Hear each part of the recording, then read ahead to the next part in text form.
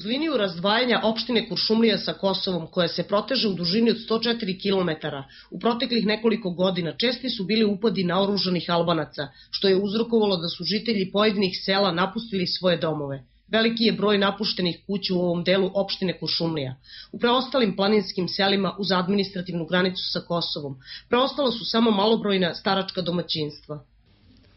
Pa vidite, na liniji razdvajanja sa Kosovom mi imamo trenutno 6 praznih sela, a imamo i tu još 20 sela gde imaju vrlo mali broj stanovnika i ostaje, to je naročito starije stanovništvo, znači mlađi su otišli i tim selima preti ista sudbina kao i ovim drugima, da ostanemo bez jednog stanovnika na liniji razdvajanja.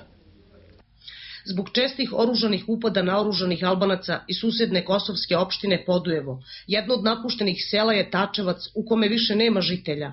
Poslednja se iselila porodica Aleksić, koja sada praktično živi u izbeglištvu, na samo nekoliko kilometara od rodne kuće u kojoj su proveli najveći deo života.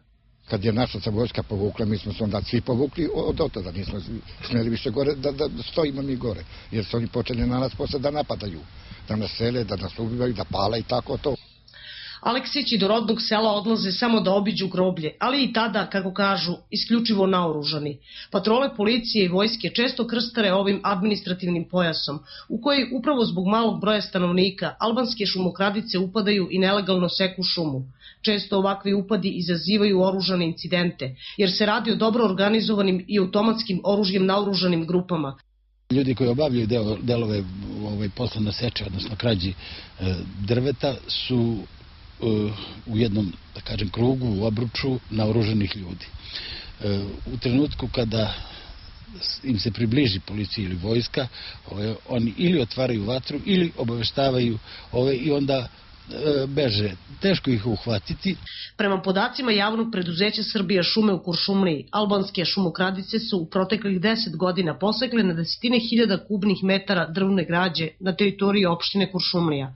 Sa druge strane, kako ističu u lokalnoj samoupravi u Kuršumliji, postoji opasnost da ako se nastavi sadašnji trend iseljavanja stanovništva, uskoro će čitav pojas uz liniju razdvajanja Kuršumlijske opštine sa Kosovom ostati bez jednog stanovnika.